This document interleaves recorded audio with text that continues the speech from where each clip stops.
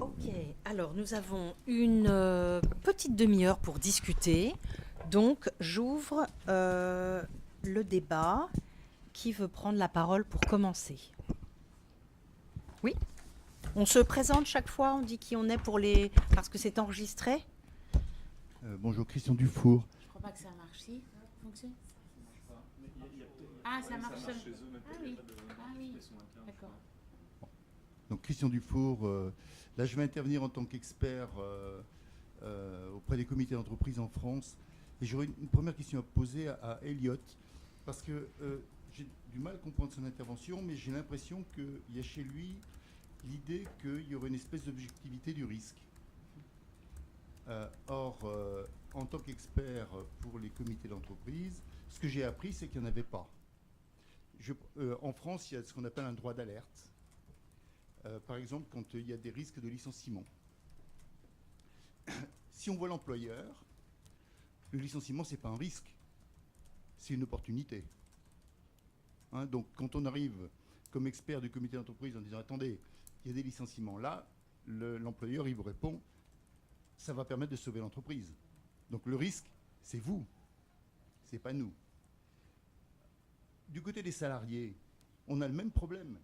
Parce qu'il y a une partie des salariés pour qui il y a un risque de perdre leur emploi. Et puis il y a une partie des salariés pour lesquels il y a une chance de pouvoir quitter l'entreprise plutôt qu'ils le prévoyaient.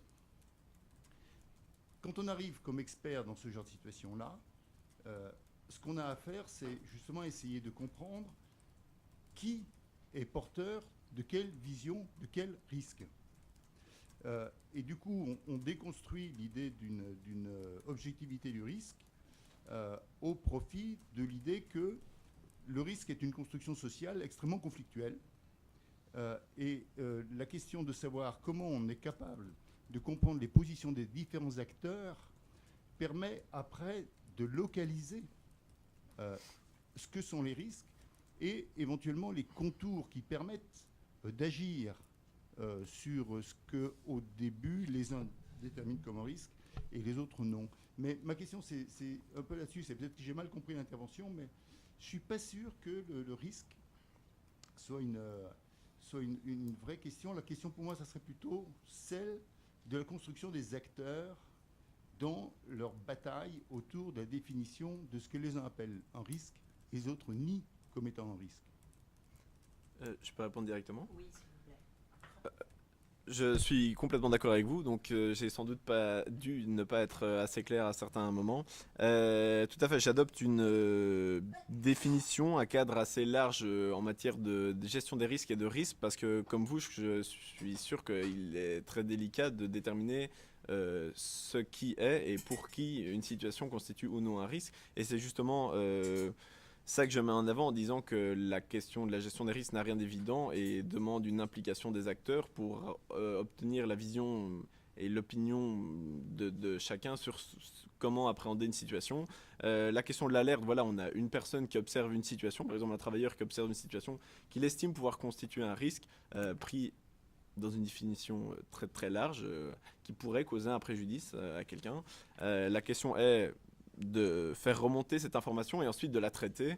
De là ma critique pour les systèmes actuellement mis en place. D'une part les difficultés mais contre lesquelles on essaye de lutter, de faire remonter une information qui paraît être un risque pour une personne et ensuite d'organiser un dialogue dans l'entreprise, entre l'employeur, les travailleurs par exemple, mais même plus largement, et c'était une des réflexions que j'ai pas eu le temps hélas de faire, une piste même pour par exemple l'élargissement, le renforcement d'une part du dialogue social, mais aussi son élargissement à d'autres acteurs, parce que si on considère que les risques peuvent avoir des implications plus globales, les risques créés par l'activité d'une entreprise peuvent avoir des effets au sein de l'entreprise et au-delà de l'entreprise, sans doute dans l'analyse de ces risques, l'analyse des mesures qu'il s'agit de prendre pour les gérer, il faut faire même intervenir d'autres acteurs. Maintenant que je suis tout à fait d'accord avec vous, dire qu'il y a un risque objectivement, c'est quelque chose qui me paraît impossible. Il faut, par rapport à des situations, organiser une gestion des risques et notamment déterminer si des situations et pour qui des situations constituent un risque,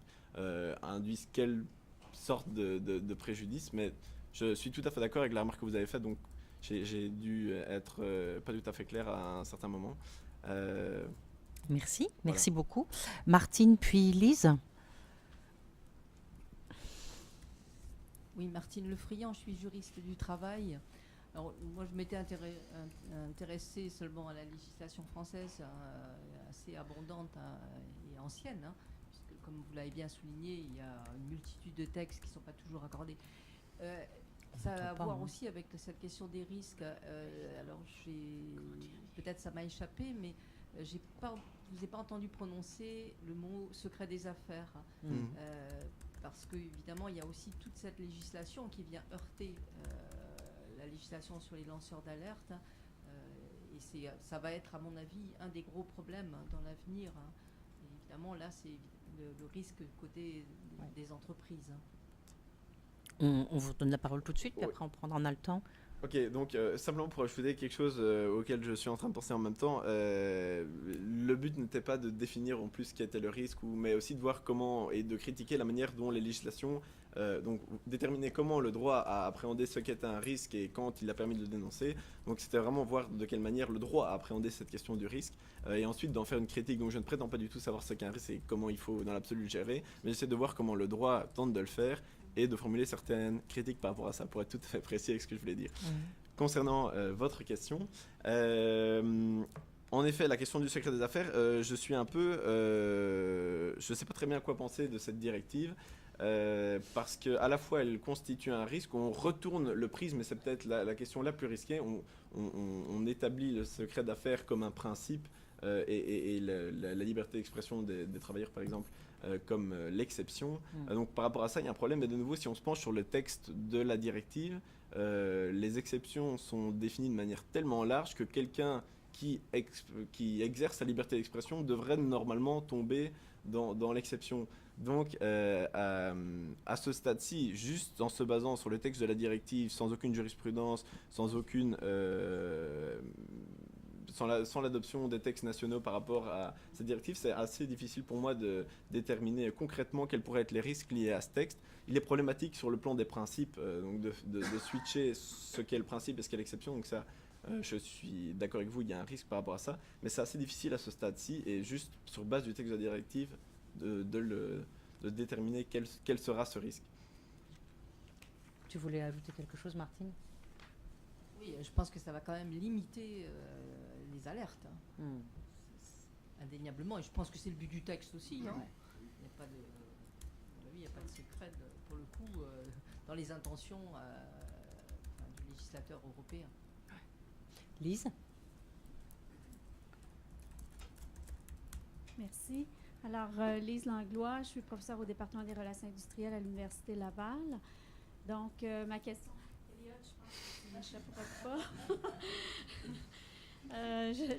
Depuis tout à l'heure, je me disais, bon, je vais poser une question aussi à Fortios et tout, mais peut-être aussi, ça peut être une question qui peut toucher les travaux d'Isabelle Ferreira. Voilà, il y en aura une pour chacun. Je me disais, quand tu parlais, Elliot, de la réflexivité, comment le droit peut-il contribuer à cette réflexivité-là? Est-ce qu'il n'y aurait pas lieu d'y voir une autre régulation? Puis un peu dans le projet SMART, on sent, je ne connais pas bien le projet SMART, mais je me disais, on sent comme un processus aussi de réflexivité qui se co-construit.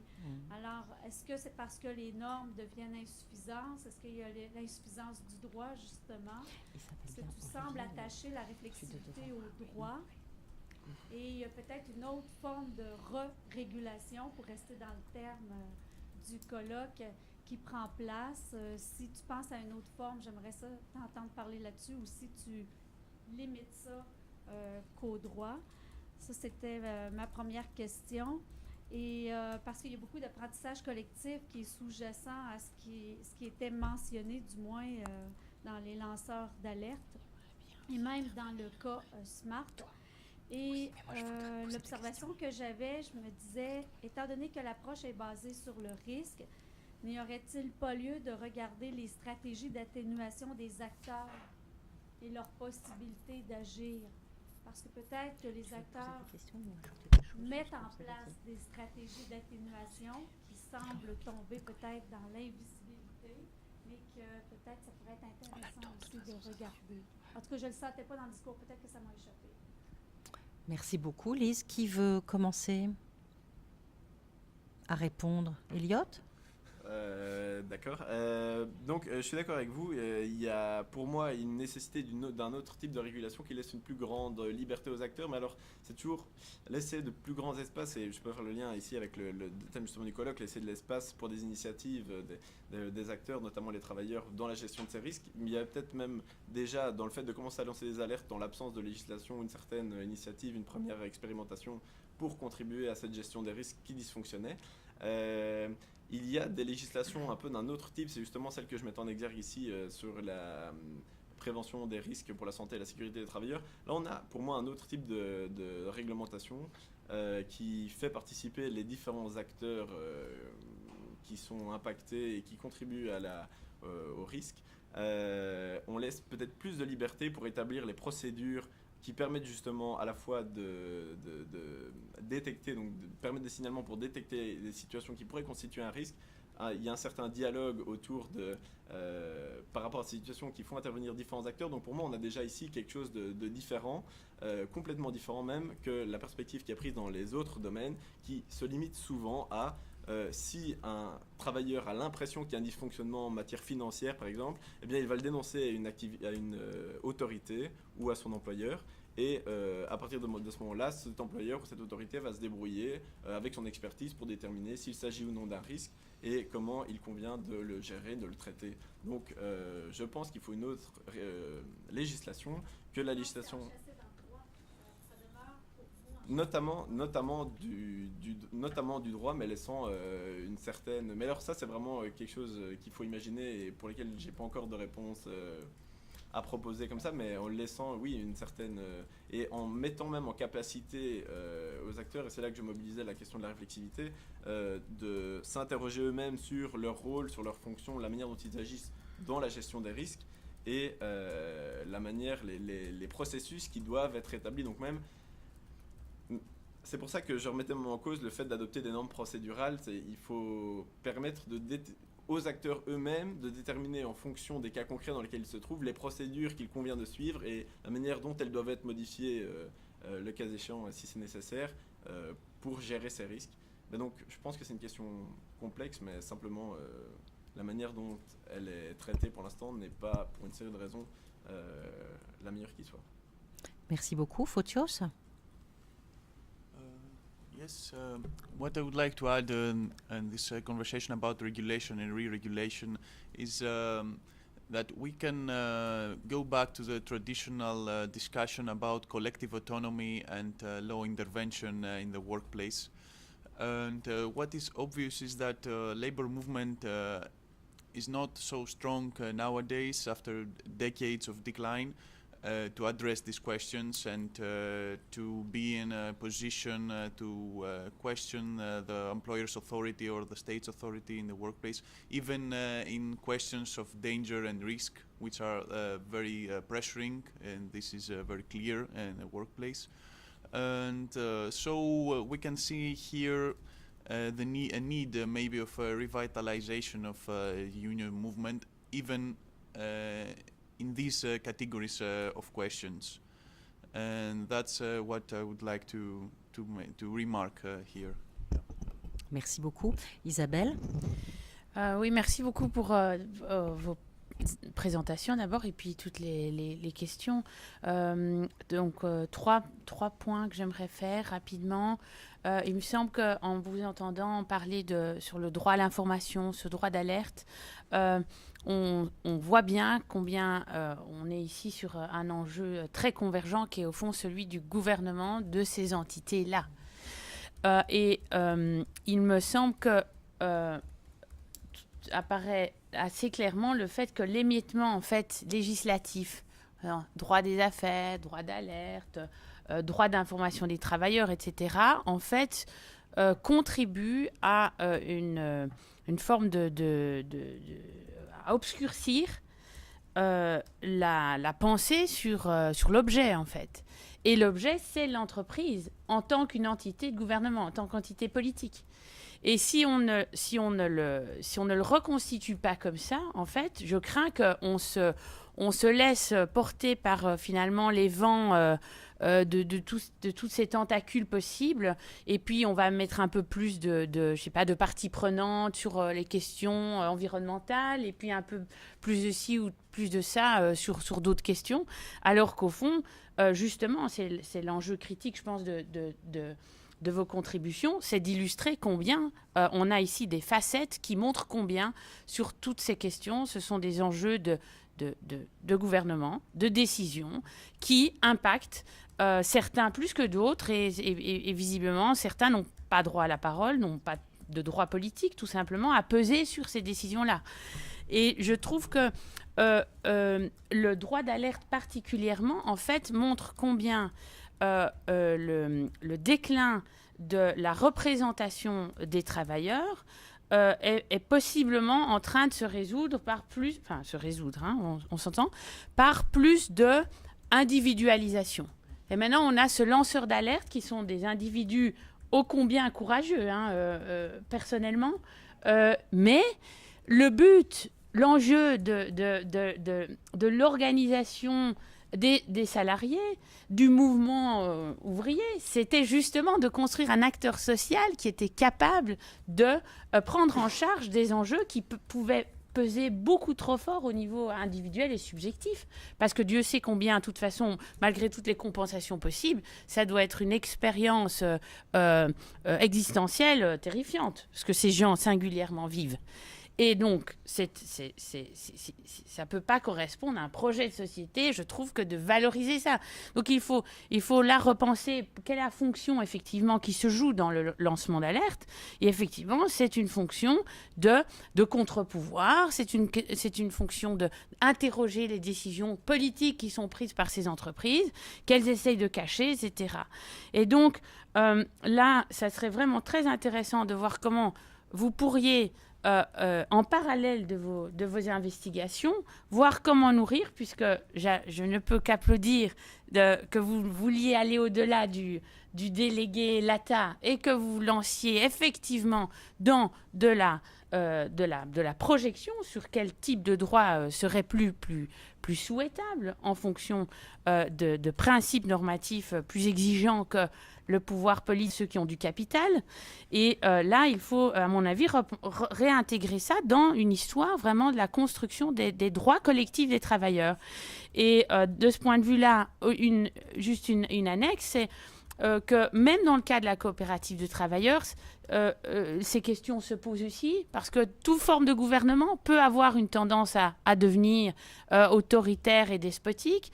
Donc il y a un très bon papier, par exemple, de David Ellerman sur l'organisation syndicale comme opposition loyale au sein même de la coopérative. C'est-à-dire que dans la coopérative aussi, on a besoin d'un acteur collectif qui ait les moyens de se structurer pour pouvoir poser des questions à ceux qui gouvernent au moment où ils sont au pouvoir. Donc, ce panel, je trouve, est passionnant et il est très cohérent. Alors, bon, tout le monde vient de Louvain, en fait, je me disais, c'était vraiment... Mais ça aurait été... Heureusement... Oui, mais non, justement, je sais pas pourquoi les Québécois, comme ça, nous ont laissés entre nous. Mais donc, justement... Voilà, non, mais justement, j'espère que ça dépasse le belgicisme, quoi. Voilà. Merci beaucoup. Olivier voulait poser une question. Et peut-être Julien aussi. Oui, Julien, tu voulais... Non, mais je répondrai après. J'intégrerai, j'ai un commentaire. Mais ok. Bonjour, alors Olivier Gégou de l'Université catholique de Louvain. Parle bien fort, on entend Oui, bien. mais là je parle pour le micro maintenant. Oui. Ouais, mais nous on doit quand même te répondre. J'ai sorti ma meilleure voix pour le micro. Non, mais donc, en fait, on a abordé rapidement la notion d'antipathie critique. Ça m'intéresse. Je me pose la question, dans quelle mesure, quand on parle d'antipathie critique, on n'est pas juste critique. Et donc, je comprends en fait que la notion de sympathie, c'est un positionnement particulier qui est lié à l'idée d'une recherche partenariale. Hein, et donc, c'est dans l'idée d'une construction collective, de l'idée d'avoir une forme de sympathie, parce qu'on a une sympathie pour le projet sur lequel on construit. Comment est-ce qu'on devrait voir ou comprendre la notion d'antipathie critique.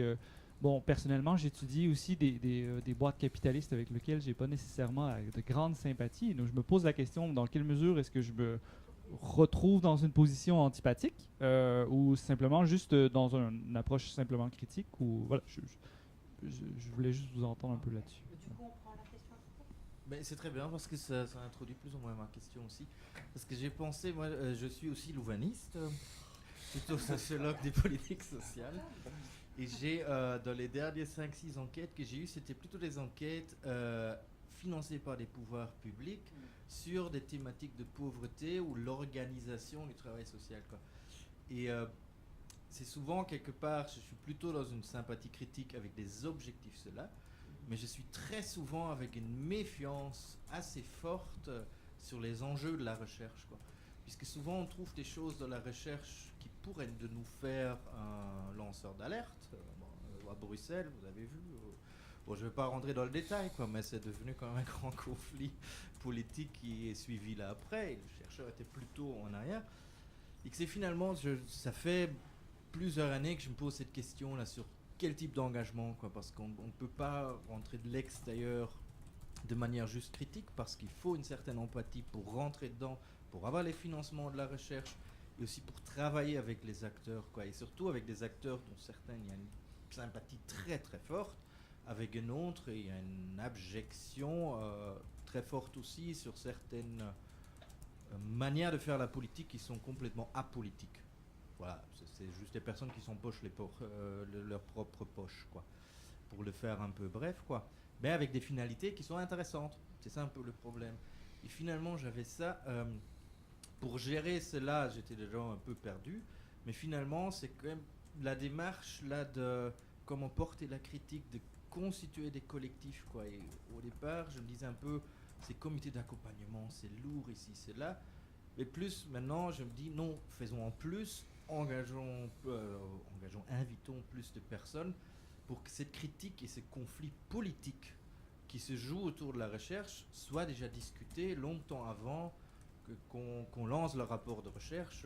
Et comme c'est arrivé une fois, j'ai reçu une lettre d'avocat 2 jours après que je ne peux plus jamais parler de cette recherche-là parce que ça touche l'organisation dans une commune spécifique en Belgique qui est très spécifique en soi, quoi.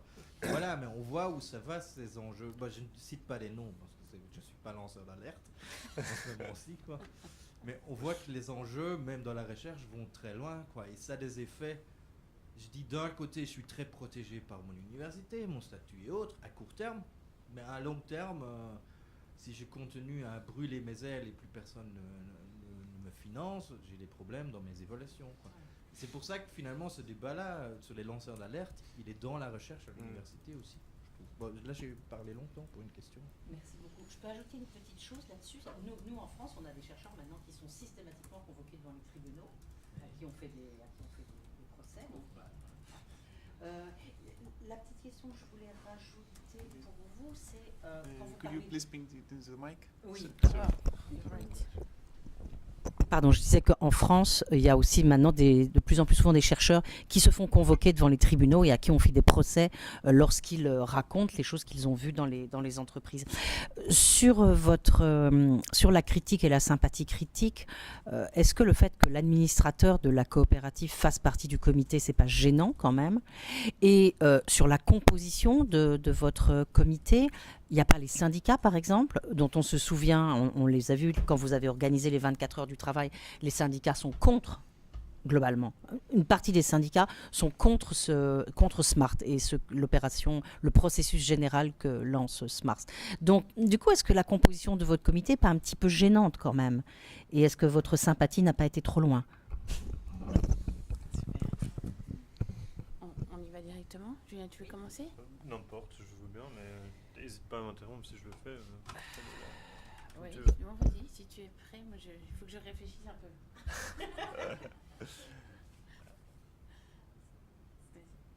Mais peut-être, vous pouvez en fait, sur la dernière question de Dominique, effectivement, moi je pense que, par exemple, par rapport à la présence de l'administrateur délégué en personne autour de cette table, il on est passé assez vite sur la façon dont on a organisé ces espaces de discussion-là.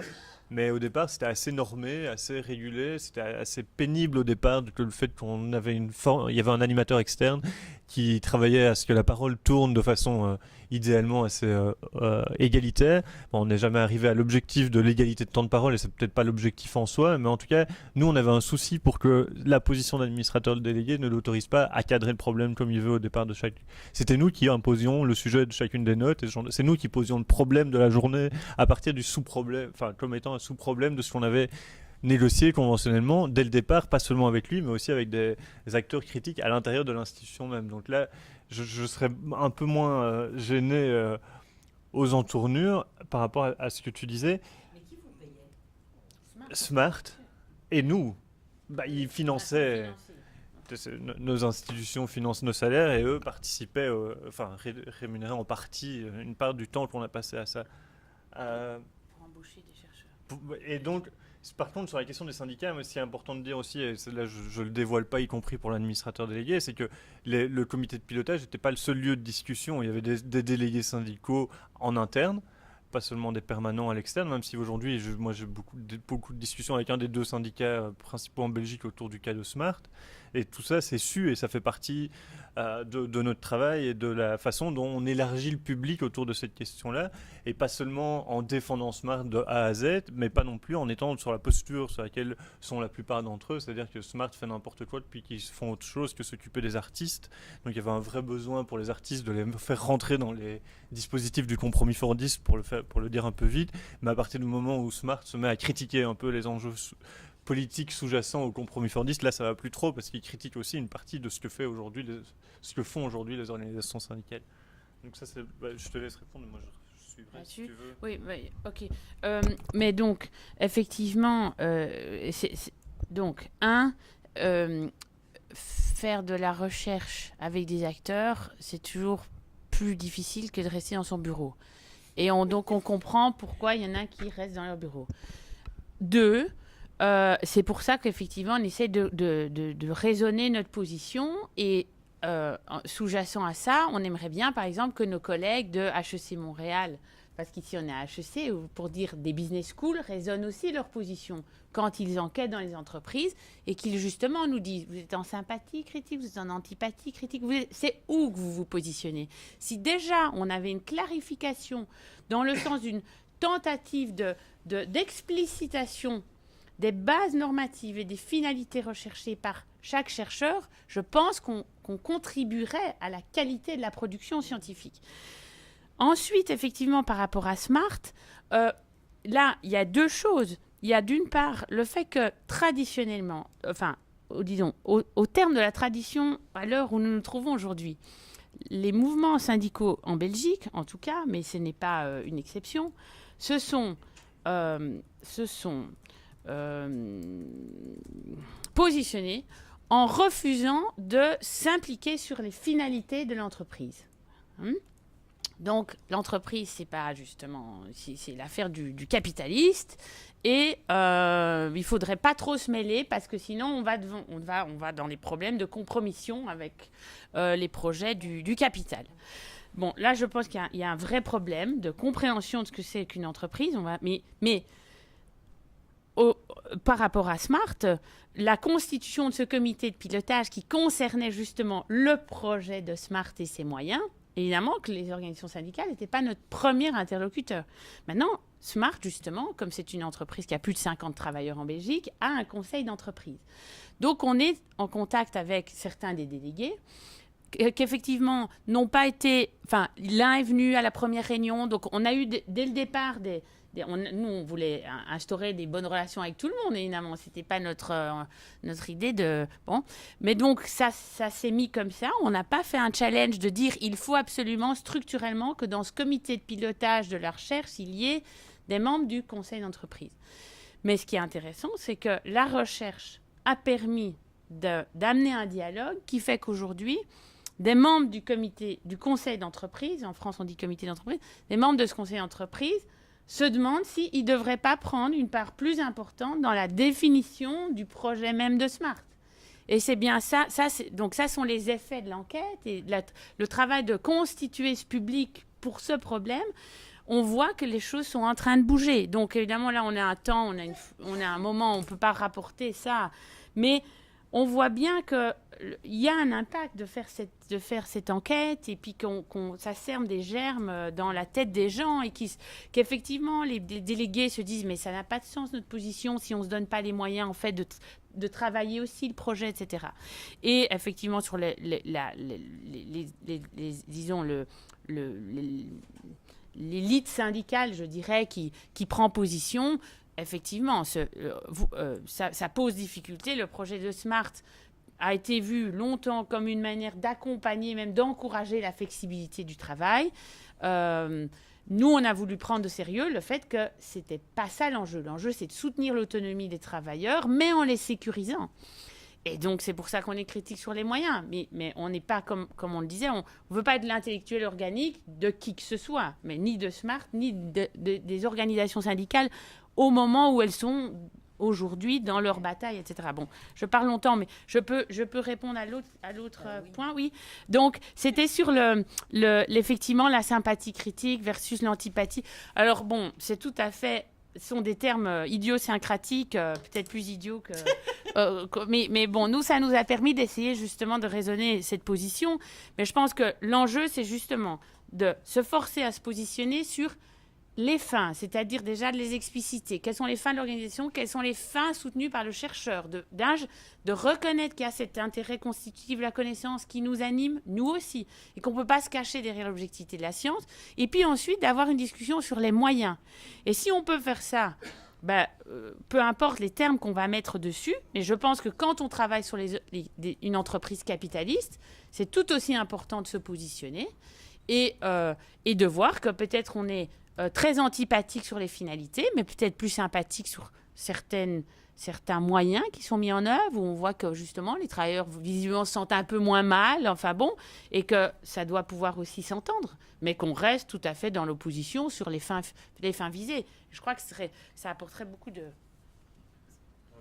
J'avais un petit commentaire à ajouter, mais... Vas-y, je t'en prie. J'avais encore 2 questions. Peut-être sur ce qu'Isabelle vient de dire, il y a un détail qui va paraître comme étant vraiment très juridique, mais qui a beaucoup d'importance, c'est que la volonté aujourd'hui de la délégation syndicale de peser sur le devenir de Smart, c'est la volonté en tant que travailleur, parce qu'aujourd'hui ils peuvent déjà le faire en tant que sociétaire.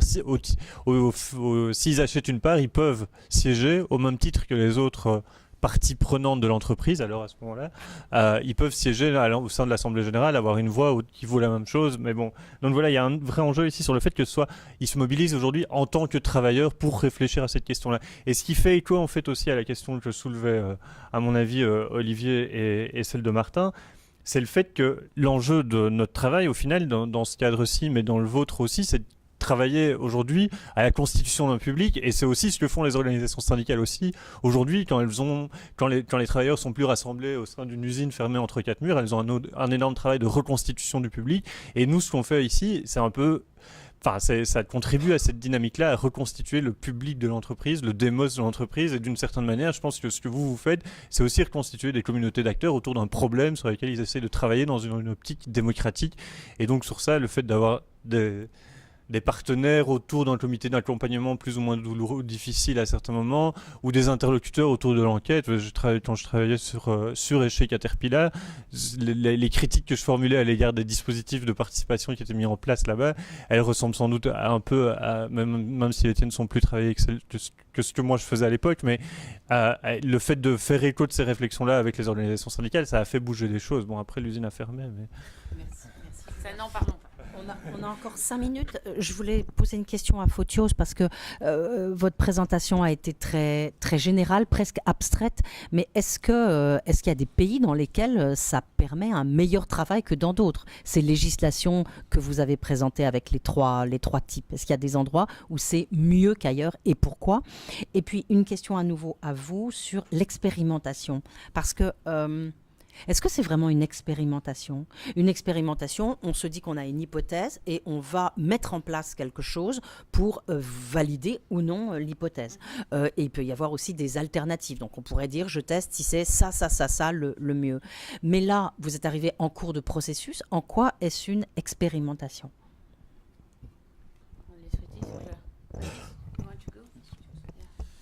My presentation was abstract because I tried to group the legal frameworks into three large groupings, but my PhD project is on European Works Council's directive, so I see it from a European-wise level, and the European directive on the disclosure of non-financial information. So these are the two legislative frameworks I conduct research upon. But regarding your question, where these instruments have greater success than in other countries, I would say that I wouldn't formulate it as better or greater or more successful than other countries. I would formulate it as more deeply rooted in some countries than in other countries. For example, in Germany we have a great tradition. There is a great tradition of works councils already since 1920s. In France also, and in Belgium and the Netherlands just after World War II. These works councils have a role to play, let's say, within the industrial relations of this country. In other countries, like in Greece, where I come from, works councils are not useful because they are not deeply rooted in our industrial relations tradition.